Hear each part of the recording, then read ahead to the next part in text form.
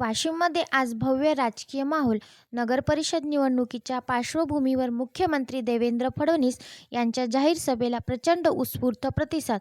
शहरातील महिलांपासून तरुणांपर्यंत हजारोंनी सहभाग नोंदवत वातावरण भारावून गेले. भाजपाच्या उमेदवारांच्या प्रचारार्थ घेतलेल्या या सभेकडे संपूर्ण जिल्ह्याचे लक्ष लागले आहे.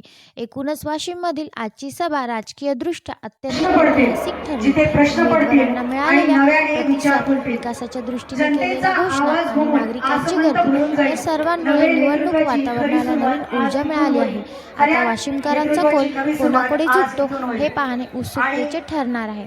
या सर्व प्रचार सभेचा आढावा घेतला आमचे जिल्हा प्रतिनिधी प्रताप नागरे यांनी. छत्रपती शिवरायांच्या पूजनानंतर आज महात्मा ज्योतिबा फुले यांची पुण्यतिथी आहे. त्यांचं सुद्धा पूजन या ठिकाणी पार पडलेलं आहे.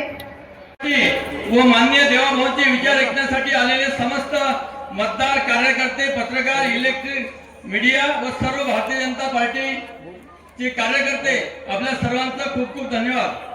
आज आपल्या आपण घ्यावं आणि या जिल्ह्याचा कायापालट करावा. कारण आता आमच्या अपेक्षा फक्त तुमच्यावर आहेत, आमच्या अपेक्षा फक्त देवेंद्रजीवर आहेत. आणि आम्हाला निश्चित माहित आहे की देवेंद्रजी आमच्या विदर्भातले आहेत आणि विदर्भावर आमच्या देवेंद्रजीचा प्रेम आहे. आणि हा आकांक्षित जिल्हा आहे. हा आकांक्षित जिल्ह्याचा बॅकलॉग भरून काढायचा असेल तर देवेंद्रजी तुमच्याशिवाय या वाशिम जिल्ह्याला पर्याय नाही. माझी इच्छा, आपले वाशिमचे नगराध्यक्ष पदाचे उमेदवार इंजिनियर अनिल केंदळे, मंगरुळपीरचे आपले उमेदवार श्री दिलीप रत्नपारखी, त्याचप्रमाणे रिसोडचे आपले उमेदवार श्री भगवान क्षीरसागर, कारंजाच्या आपले उमेदवार निशाताई गोलेच्छा आणि मालेगावचे आपले उमेदवार श्री नागेश बळी.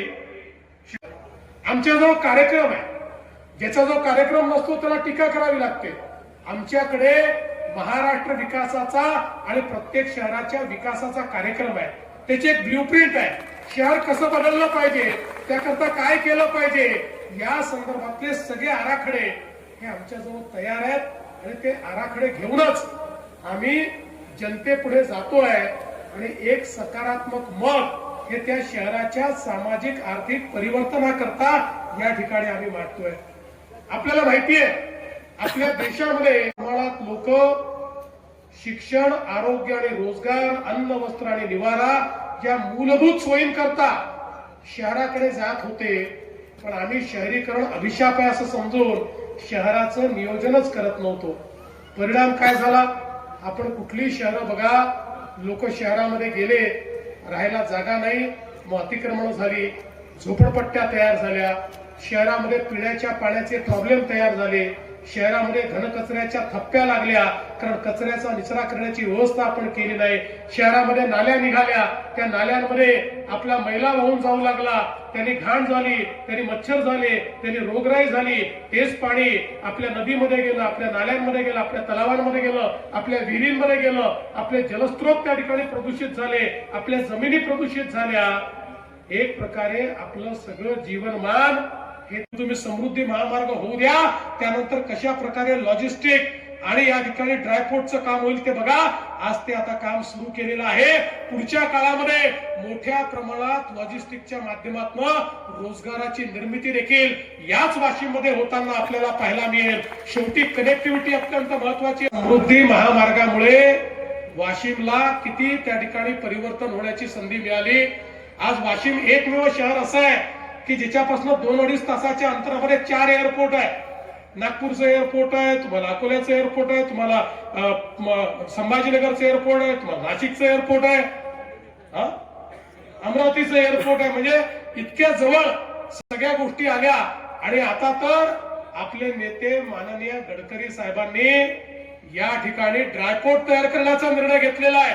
हा ड्रायपोर्ट तयार झाल्यानंतर 99 जवळपास 100 किलोमीटर समृद्धी महामार्ग या ठिकाणून चालतोय. आपण बंधारे तयार केले, त्या बंधारातनं सिंचनाची व्यवस्था आपण केली, पण आता त्याच्या पुढे आपण जातोय. आपल्याला माहिती आहे, ज्यावेळेस मी नदीजोड प्रकल्पाबद्दल बोलायचो त्यावेळी लोक म्हणायचे शक्यच नाही, होऊच शकत नाही, 50 वर्ष होणार नाही. पण आता ती वेळ आली आहे. सगळ्या प्रकारच्या मान्यता आम्ही दिल्या आहेत. पुढच्या 4 ते 6 महिन्यामध्ये या नदीजोड प्रकल्पाच्या संदर्भातलं आम्ही टेंडर देखील काढणार आहोत आणि याचे 2 टप्पे आपण केले आहेत. काही लोक म्हणतात आम्हाला वाशिम त्यात दिसतच नाही. अरे दिसेल कसं ते नंतर जोडलंय, पहिल्या टप्प्यात ते नव्हतंच. ज्यावेळी आमच्या सगळ्या लोकांनी मागणी केली की तुम्ही बुलढाणापर्यंत चालले पण वाशिम पर्यंत आलं पाहिजे, त्यावेळी आम्ही सांगितलं ठीक आहे, आम्ही वाशिम देखील या नदीजोड प्रकल्पामध्ये त्या ठिकाणी टाकू आणि त्या माध्यमातून निश्चितपणे या वाशिम मध्येही त्या ठिकाणी सिंचनाच्या सोयी करण्याचा निर्णय आपण घेतला आणि लोक जे अतिक्रमण करून त्या ठिकाणी राहतात, झोपडपट्टीमध्ये राहतात, या सगळ्यांची अतिक्रमण नियमित करण्याचा निर्णय आपण घेतलेला आहे. त्या सगळ्यांना मालकी हक्काचे पट्टे देण्याचा निर्णय आपण घेतलाय. आणि एवढंच नाही तर मोदीजींनी सांगितलं जो झोपडपट्टीत राहतो त्यालाही मालकी हक्काचा पट्टा द्या, जो गरीब आहे त्यालाही मालकी हक्काचा पट्टा द्या, जो कच्च्या घरात राहतो त्यालाही मालकी हक्काचा पट्टा द्या आणि या सगळ्यांना प्रधानमंत्री आवास योजनेच्या अंतर्गत 2.5 लाख रुपये घर बांधण्याकरता देखील द्या. ही मोदीजींनी आपल्याला योजना दिलेली आहे. पुन्हा परिवर्तन करायचं आहे आपल्याला, झोपडपट्टी मुक्त शहरं करायची आहेत. याचा अर्थ काय आहे? झोपडपट्टी काढून नाही टाकायची, झोपडपट्टीमध्ये राहणाऱ्या व्यक्तीलाही चांगल्या पद्धतीनं जगता यावं, त्यालाही पक्क्या घरात राहता यावं, त्याच्याही घरामध्ये त्या ठिकाणी वीज पाणी पोचावी, अशा प्रकारचं नियोजन हे या ठिकाणी आपण केलंय. खरं म्हणजे आमचा वाशिम जिल्हा